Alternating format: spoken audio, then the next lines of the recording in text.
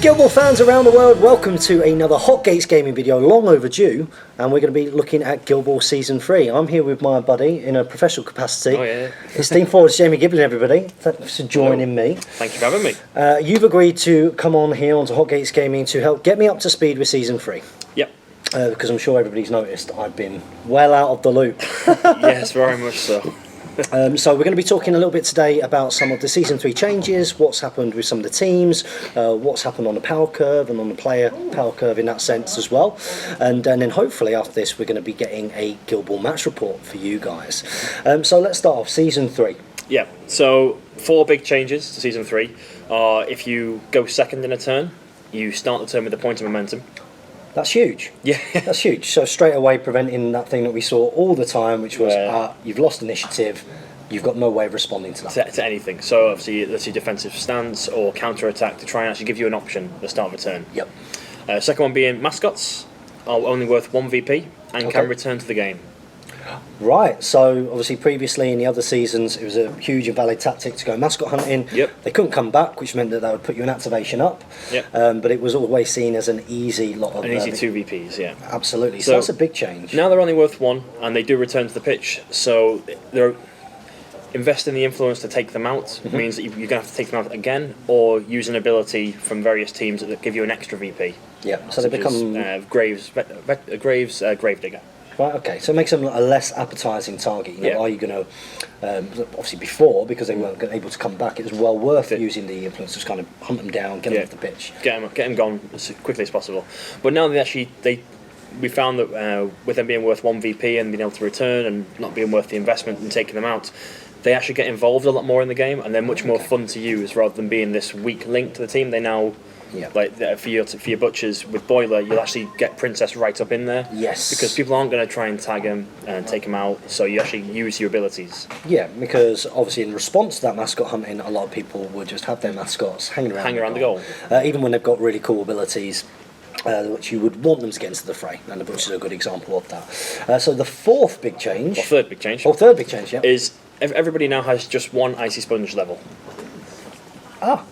So if you notice on your cards here, most of them have 1 icy. Well, all of them have 1 icy shiny sponge. New Season 3 cards. Yep. They've all got 1 icy sponge, and typically, unless they've got like sort of crazy or like they take damage when they end their turns, such as veteran catalyst here, it tends to be halfway of their health. Right. Okay. So previously it was always like 5 and then 10 and then 15 was the full health. Now they just come back with 7 or 8. Okay, and what was the thinking behind that change? The reason being is we found lots of players never bothered keeping them off the extra turn because you don't want to be an activation down, you don't want to be the influence down. So if everybody just comes back on, basically the next turn, the Physician's Guild help them out, then the game just flows a little bit better. Yeah, absolutely. And you're never not playing with your toys then. Yeah. Oh, I like that change. And the final change, probably the biggest one, is the Season 2 plot card tapping is now a core rule. So if you're within 4 inches of the opposing goal token, you score with +1 target number, or -1 target number, however you want to say it. So you score on a 3+. Right. Okay. So as somebody who, if you go back and you look through the various videos, I didn't actually play with plot cards that much, but I have come across them in the tournaments. So that was something which was a plot card that lent so much to the game. Everybody enjoyed it so much that it's now actually become a mechanic in the game. Yeah, just a regular mechanic. So we see a lot of like salt goals are quite common. So salt. Super fast. Gained a dice to his kick, so he's got 2 dice and he scores on a 3+ because his shoot range is 4, so he has to be within 4 of the goal. And so you see a lot more of the players when they get close enough to actually get every player can score reliably. Fantastic. So those are 4 massive changes to core rules. Now, obviously, I've not had a chance to actually see these changes in play. Yep. And how that's going to affect the game. How has it affected the game since Season 3's come on? So Season 2 was sort of considered to be quite a takeout heavy game. Besides, obviously, the like fishermen and alchemists would go for goals. Now scoring goals is so much easier, and momentum is much more sort of easy to achieve, I guess, with footballing. Yep. That because there's more players out there than now that have football abilities. The games tend to go quite a bit quicker now. Okay. And 3 goals really isn't as hard to achieve anymore. Yeah, and it is a game of football, right? Yep. So it's encouraging that side of the game a little bit more, which is a great fun part of the game, of course. So has it affected the meta in quite a big way? So in tournament play? So there's actually, in tournament play, the benefit of going second and starting the turn with the momentum there is actual choice to it now, whereas previously you would always take first turn if you won that initiative roll off. Sometimes it's actually I don't actually have a first good activation, so I'm going to let you move something. I'll start the turn with the momentum and react. Okay. So that's one. There's lots of strikers now who previously would have been happy to kick at 8 inches away, who really rush up close to the goal. Yeah. And then there have been a few player card changes that have brought players into the game who previously weren't seen. Yeah, and we're going to talk a little bit about that now, because there have been some absolutely massive changes, which I'm obviously going to have to get my head around before I play any Season 3 game at all. So we're going to run through the guilds. We'll do a little bit of a sort of light going over. We don't want to spend too long in this video. Obviously, we want to get you guys a match report. But let's start off with my favourite guild. Beloved guild. We've got the cards on the table. We've got some of the players here. We've got the butchers. The bloody butchers. So what kind of changes have we seen to the butchers? Obviously in Season 1, Ox, it was all about team synergy. Season 2 became a little bit more about the fillet show, and I know I personally enjoyed bringing players that did something for nothing, so you could stack influence on her. So what are we looking at with the butchers in Season 3? So the butchers had a bit of an interesting change. Quite a lot of their players became influenced, well, a few of their players became influenced 2-3. Okay. So they do a lot in their turn, but they can't go over the top with their turns.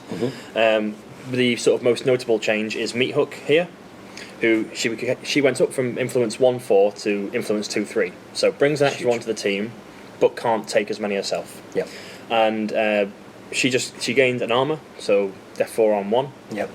And probably her best thing was the Hooked, the new character trait. So when she hits someone, she puts on bleed through crucial artery, and also gives them -1 defense. That's absolutely fantastic. Sets up Fillet perfectly, sets up any other butcher perfectly, because that hook can't be removed via momentum, so they're just permanently at -1 defense. Yeah, of course. So the big complaint that we had about Meat Hook previously was, of course, that she only brought 1 influence to the team, and yet to do anything really cool with her, she would be quite greedy with that influence in response. Whereas now, she actually can set up quite a lot. Particularly, I'm looking at that. She works very well with Fillet. One more quite important thing that came in through the tournament play. If you play, so in casual games you can play however you want, like take as many union as you can. In tournament play, you can only take 1 union character in your roster. So that is going to be a huge change. For the tournament play, That's a huge meta change. Because, again, when I was playing the game, you'd see a lot of...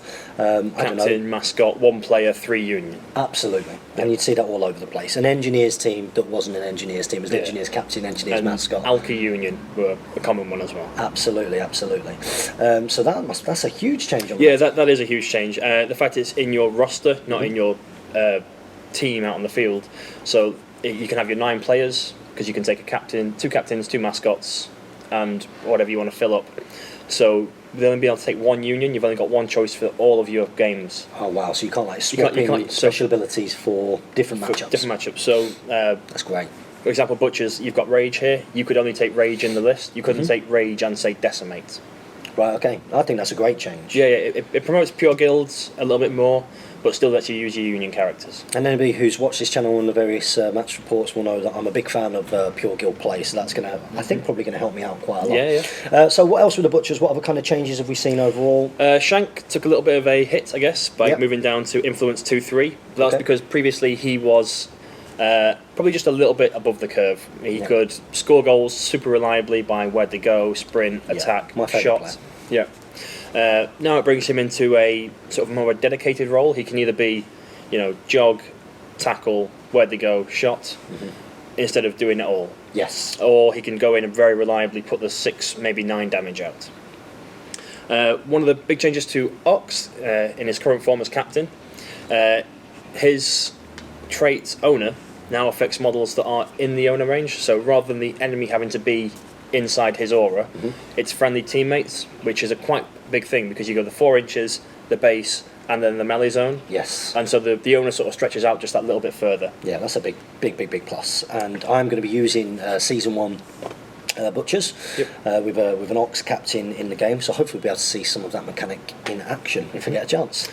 And finally, Boar, something that has been used across most of these sort of the big guys, is at defense 2, armor 1, or defense 2 basic. They generated this term as a momentum vending machine. Yep. That you'd go up, you'd hit them, you'd probably wrap, and you just farm momentum off them. So quite a lot of these guys have they've upped their defense from sort of 2-1 to 3-0, and it gives them some more options and makes things less likely to go off on them. That's fantastic. That's a huge change for him, and he's also one less on his playbook. Yep, something that quite a few players got sort of, I guess, buffed by is that the guys who had a high tack previously would have a very long playbook, and so the benefit of having all those dice was counted out because the fact that you needed so many to hit that your odds actually aren't there. Like if I roll 7 dice needing 4 pluses to hit, I'm not going to hit my 7th column. So they sort of gained a buff, I guess, by shortening that, so that it makes it more likely that you hit your high-end stuff. Yeah, no, I think that's a really, really cool change. Now, probably one of the MVPs of Season 2 was Philip, and she used to cause quite a lot of discussion. I know that I used her at Vengeance, and even though I didn't have any practice with her, I did very, very, very well with her. It was complained about player. Yep. And she's had some changes. She's definitely had some changes, so mostly through her traits. Haemophilia, the one that used to keep bleed on your opponent. Now bleed comes off, but for everyone that is spent, she heals 1 HP. Right, okay. So bleed removes at the end of the turn, but then she heals. Right, so it's not left around. And the other one was her Blood Dance. The 1-inch dodge can no longer be used on character plays. It's playbook damage results only. So there's no sort of, right, well, I'll move up into base contact with a model with Unpredictable, they'll jump away, I'll throw a Pain Circle over there at the Squishy Defense 2 guy, bounce 1-inch dodge directly in and start hitting again. That was great. But it wasn't the spirit of how she was meant to be played. Absolutely not. And yeah, you definitely felt like that when you did it. It felt a little bit like you were playing around the rules. Yes, yeah. That's such. Now, there have been a couple of new players since I played with the Butchers as well. Yep. So Truffles has finally come along. How are we seeing him in the game? He's actually a really interesting character. So the Butchers, what they struggle at, besides bleed, is they don't put many conditions out. And knockdown is quite tough to come by. Yep, absolutely. Especially momentously. So Truffles here, attack 3 with a knockdown on 2, and he charges for 1 influence because he's vindictive. That's really good. That's really good. I believe I've got that right, haven't I? It's vindictive. Vindictive human. So he charges for 1 influence and can knock them down and really set up the team. And you're not going to go after him because I believe he's like 10 or 11 boxes with tough hide, worth 1 VP. He's just not worth sinking all that influence into to take out. I don't have a Truffles, but I'll be getting him. Absolutely getting him. And then Veteran Brisket has turned up as well. Yes, she indeed, turned up in Season 2. She does. And how she affected the Butcher's play? Do you tend to see her a lot, or the original Brisket? With quite a lot of the veterans, there's sort of 2 schools of thoughts. You've got your original, which tends to do like one thing well, and the veteran, which does something else well. Now, Brisket in her veteran form really benefits the team because whenever she scores a goal, you gain an additional. Well, you get your goal influence, and she increases her influence by 1. Oh, so if she scores a goal, she becomes a 3-4. If she scores 2 goals, she becomes a 4-4. That's good. And obviously that can be spent on anyone else. So typically, if you get 1 goal with her, you get an extra 2 influence for the rest of the game. And then takeouts are easy to come by for the Butchers, so you can spend that influence in putting out damage. Wow. So do we tend to see old Brisket more, new Brisket? Entirely player decision. Both are valid and both can be taken in your roster of 9. So you've got the choice each game. And in Season 3, who do we have to look forward to for the Butcher's roster? We've got Veteran Ox coming out. His card, I believe, has made its way out into the wild. As they do. Facebook, as they tend to do, yeah. But he's a really cool character who... he's another 2-inch melee. He's on a 40mm base, and he's got abilities that pull players in to a certain area. And when he takes someone out, the owner comes back on him. So the sort of the guild remember who he once was. That's pretty cool. Yeah. That's pretty cool. So that's the Butchers and the changes that they'll have in Season 3. I'm looking forward to getting my hands on a few of the models and maybe getting a few more games in for Season 3 of Match Reports on here, where I'll probably use my favourite guild a little bit more, but I won't constrict myself as much. I think I'm going to play around because that was it was a bit tough trying to get all the different matchups throughout the whole season. So now that we talked about the Butchers, let's have a little bit of a look at the Alchemists. So we're now going to look at the guild which you saw in the Laboratory Longbow series, which is the Alchemists. Now, I have to say that in Season 2 Laboratory Longbow, I didn't enjoy using the Alchemists as much as the Butchers. Nope. Because I found that the playstyle was pretty predictable. It was very Midas heavy, lots of push dodges, and as such I probably tried to do a few risky things. But I understand they've received quite a few huge changes.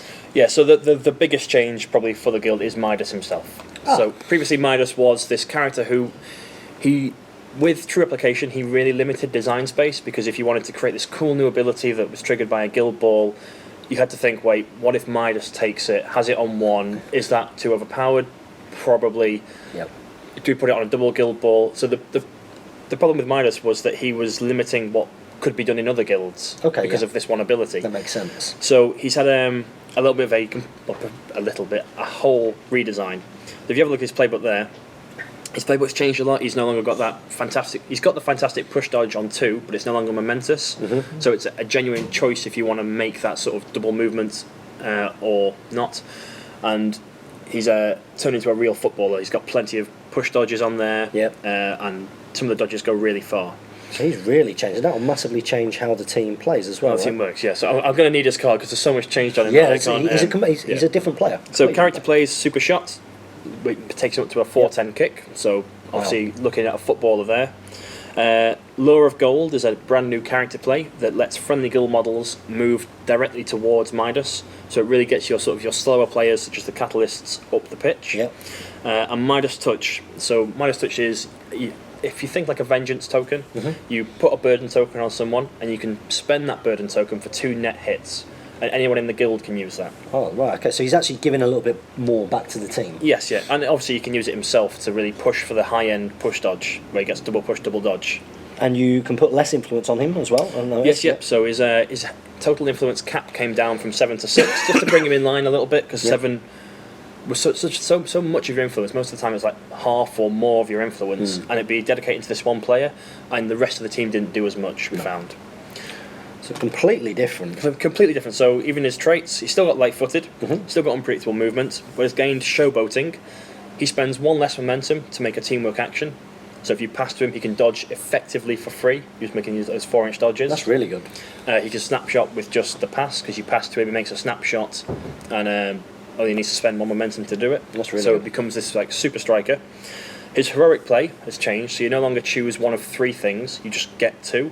You get to make a 2-inch dodge, and he gains an armour, which brings him to defense 5, armour 1. That's much better, because you would see him, +1 damage, Yeah. go over and just, on 1 hit, definitely do sort of 14. A very reliable 12 14. to 14 normally. Yep. And that's not in the spirit of what I suppose Midas is supposed to be. Shouldn't be doing that. No. His legendary play has changed as well, Magnum Opus. When this model scores a goal, enemy models within 4 inches of this model suffer the snared condition. So that's -2/-2 movement and -1 really defense. And with a character like that, with those abilities, he can score goals and will get use of Magnum Opus. yeah, and it's another condition, isn't it, in there, One which more the condition. Alchemist was supposed to be, I suppose, Yes, yeah. designed for. So very, very different, gives a lot more to the team, so probably going to be a lot more fun to use, actually. I'm looking forward to giving that a go at some point for our match report series. What other kind of changes have we seen across the team? The other big one that you'll probably woeful at is Vitriol changed a little bit. Start player number 2. Yep. So hidden damage became once per turn. Right, okay. So that's the +1 damage if you're in cover. Okay. So it stops her, very reliably again, putting out 8, maybe even 12 damage. Yep. She can now do it on 1, and you have to declare it before you roll your attacks, I believe. Yes. Yep. So you can't just go, well, I've hit 3, I'll make it 4. You've got to have declared it, so there's a risk using it. Yeah, so not necessarily, again, the star kind of damage putter outer. Yeah, for a striker, she was doing far too much damage. Yes, absolutely, I agree with that. Had this dual role, which just became her and Midas doing everything, and the rest of the team just sort of sitting there watching. And in Season 2, we actually saw quite a few new players for the Alchemist, which I never really used, I have to say. So we had the new Captain Smoke, who we're going to see in the Battle Report. Battle Rep, yep. But we also saw the, is it Naja? Naja and Venin. Naja and Venin as well. Have there been any changes to some of the Season 2 players? No, they stayed largely the same. Yep. The one that I did want to mention as well is Mercury has changed. Okay. So again, he was a 1/4 player that had tactical advice with flasks, so became a 2/5. That's gone now. Tactical advice, if it's still in the game, just gives you +1 to your maximum cap.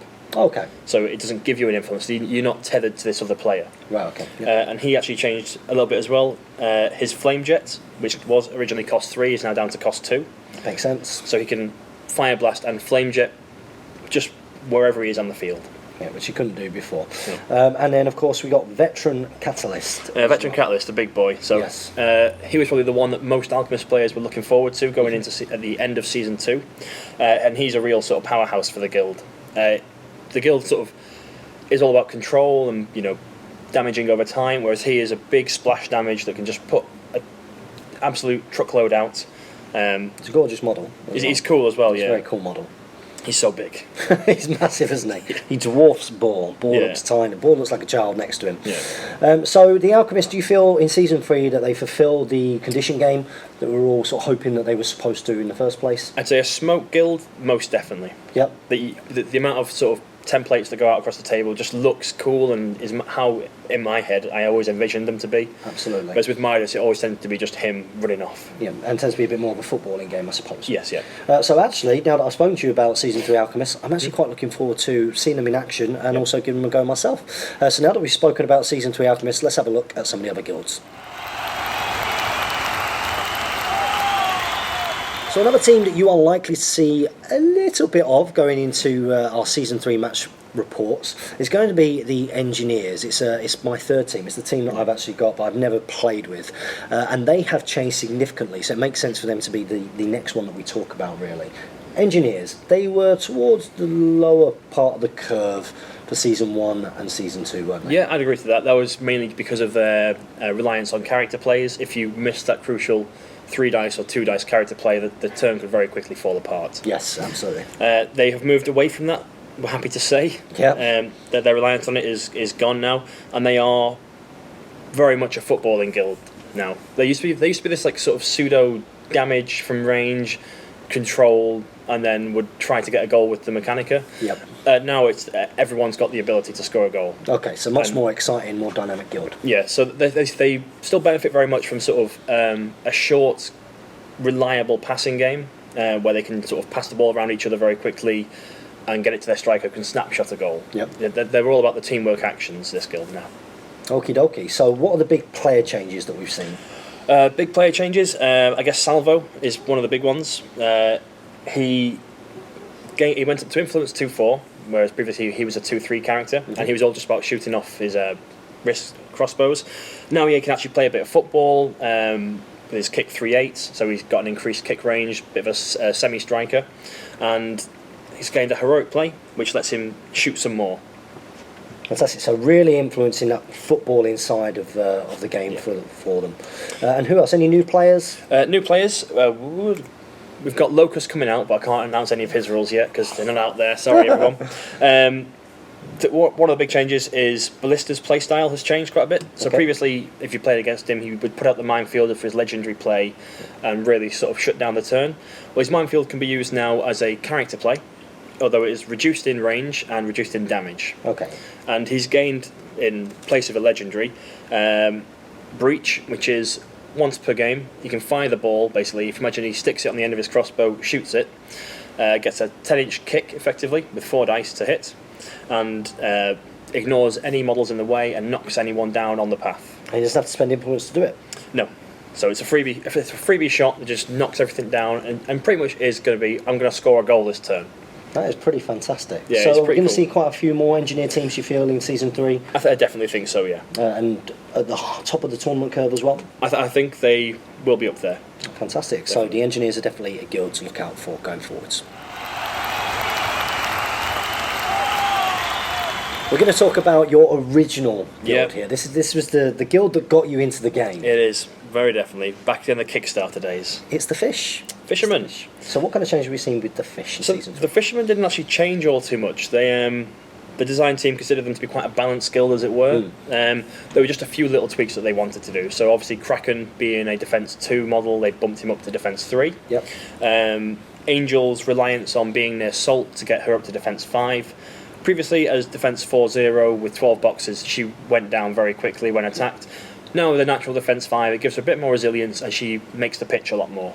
Yeah, and she was a striker, right? Yes, so she's still got fantastic strike abilities with going up to 5 dice at range 10, and she fits that sort of secondary striker role much more than she previously did. Yeah, I guess previously if she needed to be near Salt to be high defence, he was usually hiding back by the goal, right? So she would never be at defence 5, so she could never reach defence 6 and be that sort of super striker. Absolutely.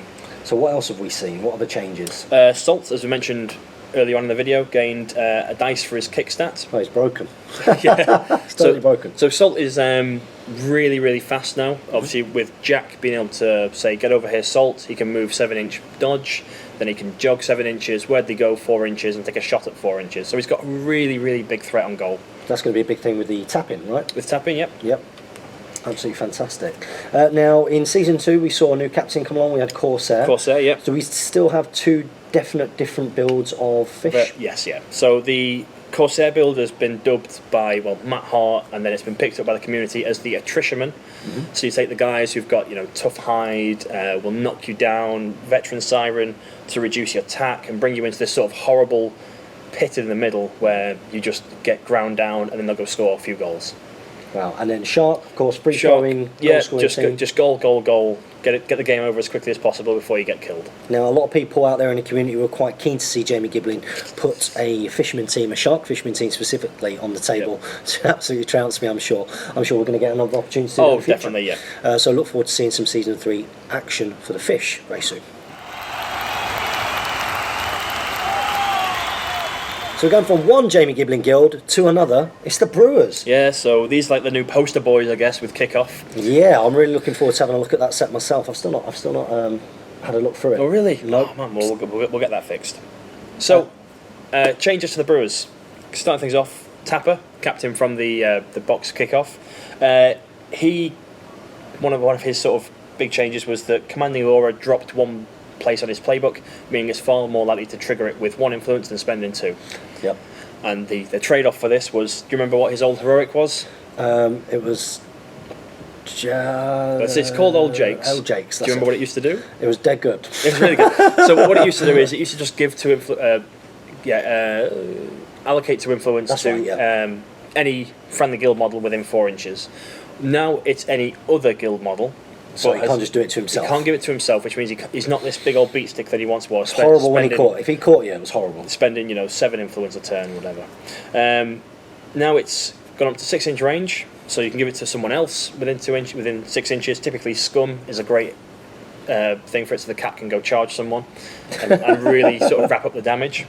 But that's been his changes. He is more of a support captain than the kill 'em captain that he once was. Yeah, he used to go and smash things up pretty well. Yeah. Now, they were known originally as a team that could soak up quite a bit of damage, but could do it. They could wrap quite easily and did a lot of knockdowns and knockdown damage as a result. Yeah.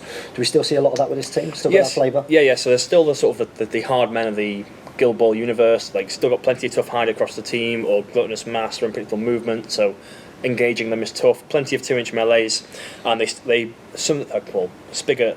They've all sort of gained the knockdown just a little bit easier in some parts. Right, okay, so they've really retained, if anything, they've increased that flavour of what they were supposed to be. Yeah. Now, has the big guy changed out of interest? Because, Stave? Yeah. No.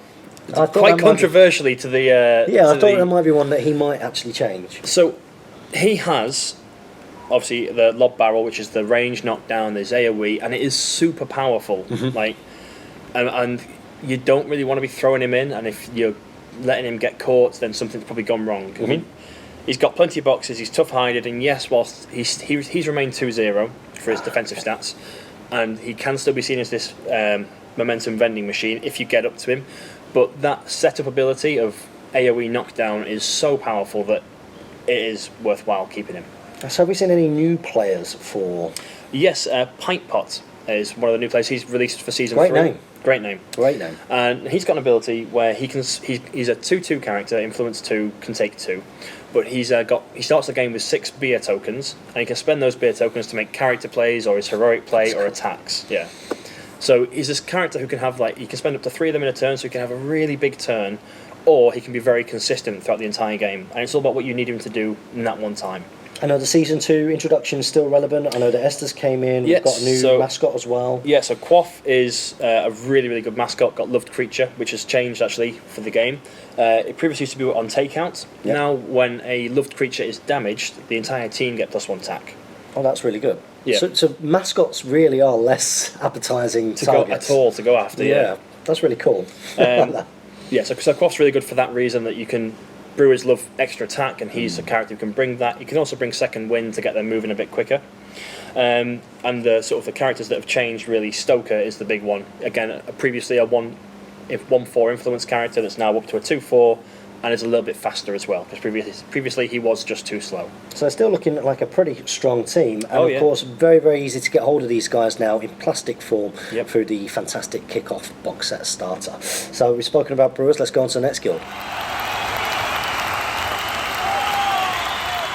Next up, we're going to talk undoubtedly one of the coolest looking teams, and probably a team that was anticipated the most in a lot of ways. Everybody was really looking forward to seeing the Hunters, of course, we're talking about.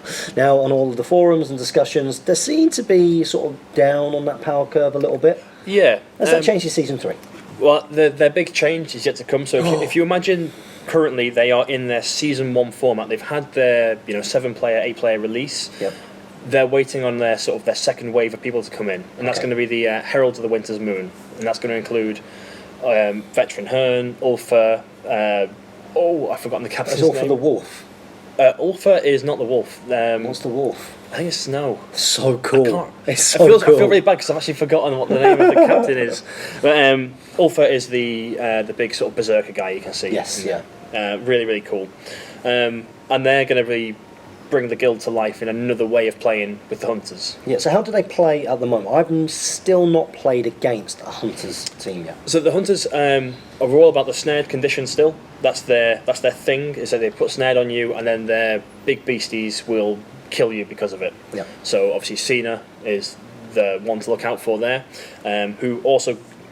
Something that the design team talked about going into Season 3 was that there's two ways of designing a player. You can make them all good, but you end up potentially bringing everyone to the same sort of stat line and becoming a very sort of just a numbers game. Yeah. Or you push someone's strengths so far up that their weaknesses, that you can take their weaknesses because they're so powerful at doing one thing. Yeah. So Cena gained an ability called Intimidating Roar, which at the start of its activation roars at someone and they're pushed 2 inches directly away. And because Cena's a furious model, that means that unless you're a 2-inch melee in base contact, Cena can now charge you. That's really cool. And so it was, how can we, rather than giving Cena an influence to hit you, push, and then charge you, how can we get Cena to do more, but still have workarounds? Yep.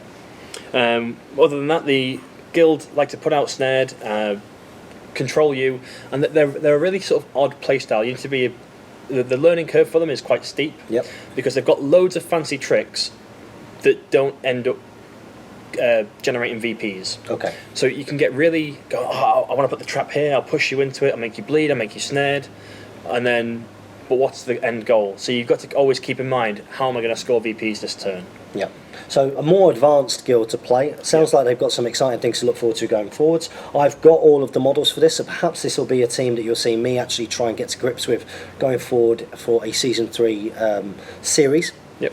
Let's go on to the next guild. Next up, we're going to talk about another team that we're probably going to see quite a bit of in Season 3, again because it's part of the Kickoff box set opposing the Brewers.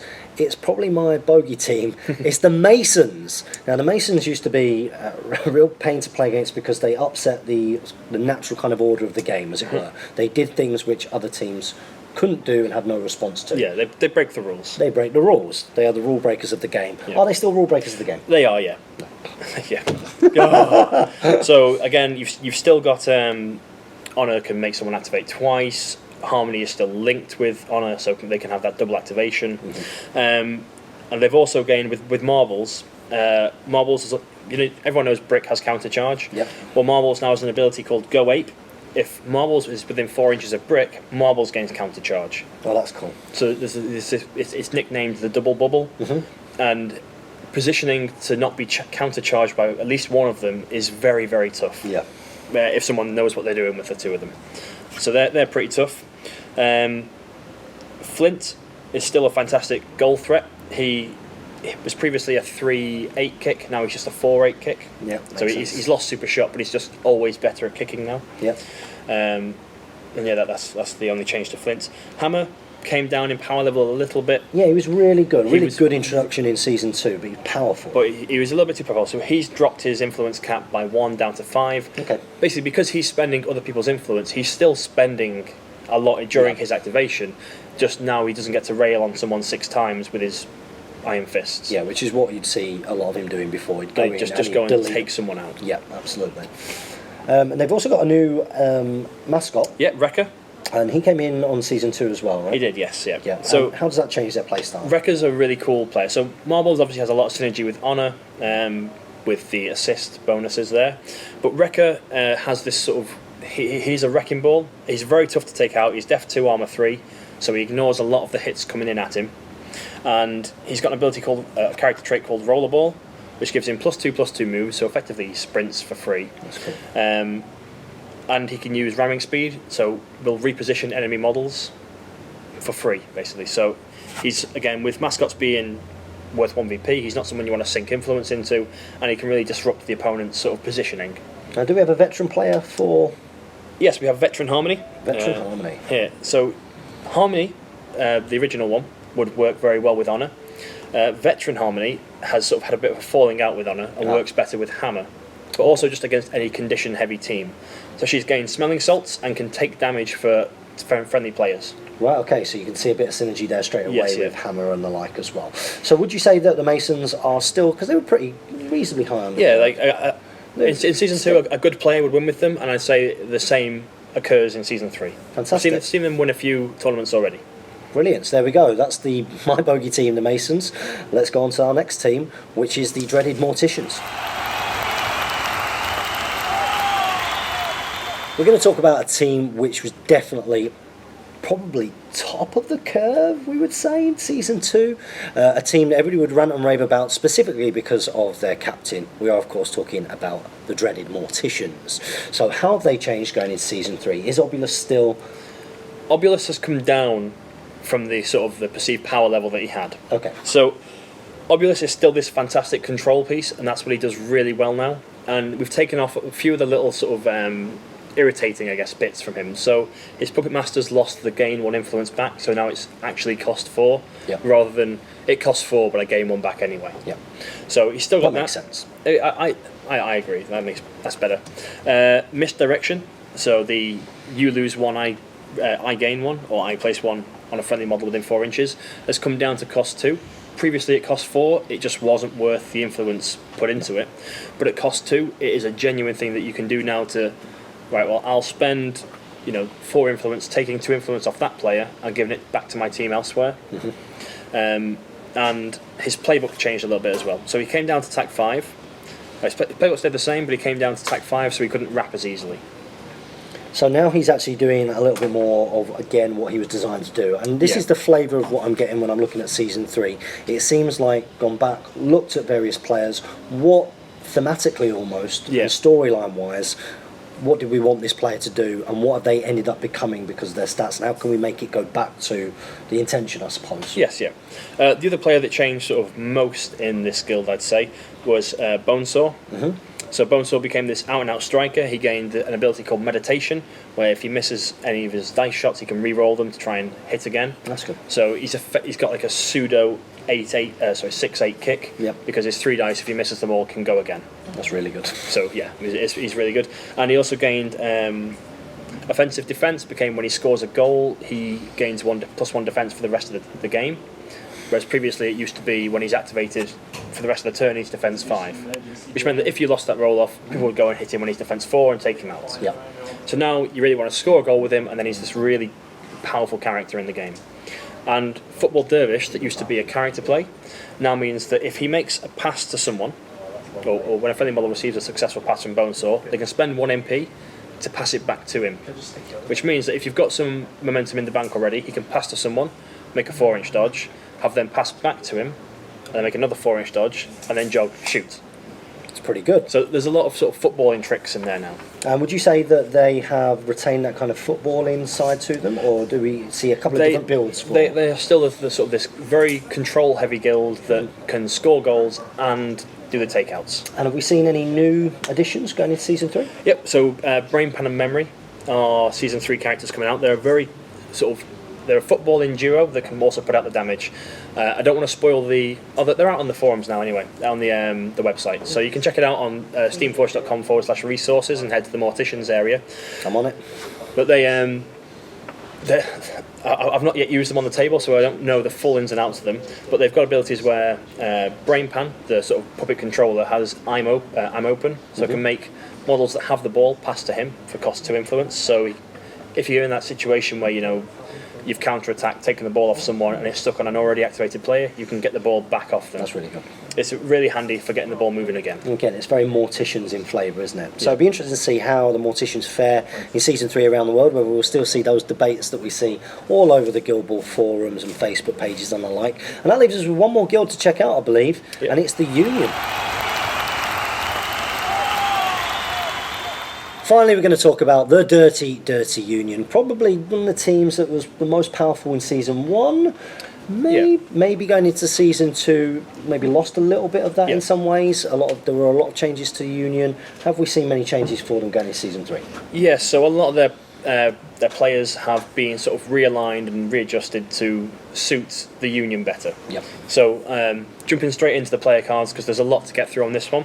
Avarice and Greed was something that was identified by I think everybody as a problem in Season 2, was that everyone was taking Avarice and Greed because it was sort of that whole nuclear war thing that if you've got nukes, I need nukes. Yep. So if you've got Avarice and Greed in your roster, I need Avarice and Greed in my roster so I don't lose the activation war. Yeah, and it was mainly for that activation war, wasn't it? Now, has that changed much? So that's changed entirely. So Avarice and Greed are now... There's still 2 players on the pitch, but they are activating in the same activation. Oh, so 2 models will move. So Avarice can move, Greed can move, Avarice can punch in, put singled out on, and then Greed can punch in with the singled out benefits. Okay. So they're this really interesting dynamic duo where they can just go around the pitch with the 2 of them and set each other up perfectly. Yeah, so they still work very well in combination, but no longer have you got this situation where, right, I'm taking this Union player specifically so that I for get this one extra benefit. time. Yeah, that one benefit. As such, do we see that Union player? Because when you're discussing Union, you should always look at it in terms of every other team. Yes, yeah. Are they still the most popular choice to be dropped into a team for Season 3? They are popular because they're in every single guild, but they are not probably the most popular now. Okay, very interesting. Probably the most popular for most guilds is Harry the Hat, who in Season 2 was probably the least popular model. Yeah, he was a cool looking model. Really cool looking model. But probably didn't seem that powerful. Again, he was an influence 1/4, so bringing him, you were going to be sacrificing influence for your team. So obviously you look at what did he bring to back that up, and he didn't bring much really. He had Molotov, he had Goad, which he still got, and he had his Inspiring Hat, but his Inspiring Hat was a little bit naff, in all honesty. It was a really short range and gave you +1 tack for spending 1 momentum, and it was so hard to set up. Whereas now his Inspiring Hat is always active, and what it does is, much like Midas's Showboating mentioned earlier, teamwork actions cost 1 less in that aura. Oh, that's fantastic. So if you pass the ball, you pick a 4-inch dodge and you keep your momentum. So we tend to see this guy getting dropped in quite a bit now. This guy is a really popular, yeah. So he was also crazy, which he remains, and can go up to tack 7. But his playbook is now far better. He generates momentum efficiently, because he's got it on 1, 2, 3 and 4 columns. He can knock down to set up other players, he can push them around, and with a 2-inch melee, with his big old wrench, he's a real control piece in the midfield area. And he's still got Rising Anger, so if you go and damage him, the team generate 2 momentum. Yeah, that's pretty good. So he's a really strong character at the moment. That's pretty good. So who else has changed? The captain, Blackheart, had a big change. So in Season 1 and Season 2, he was this real all-rounder captain. So he could do the damage, he could score goals, whereas he was sort of playing into Veteran Rage's design space. Veteran Rage is meant to be the killer captain. Yes. And Blackheart was like, well, I could say Veteran Rage, but Blackheart can do that and score goals, so I'll take Blackheart. So now he's moved away from the killy area. He can still do it, but it's more about setting the rest of the team up. So he's gained Butchery, which, Right, as you know yep. from Ox, lets you get +1 damage against one particular model. So he's lost commanding aura for that. Yep, that's good. Because that's sort of Rage's shtick. He's gained on my mark, which means that a friendly model can make a pass.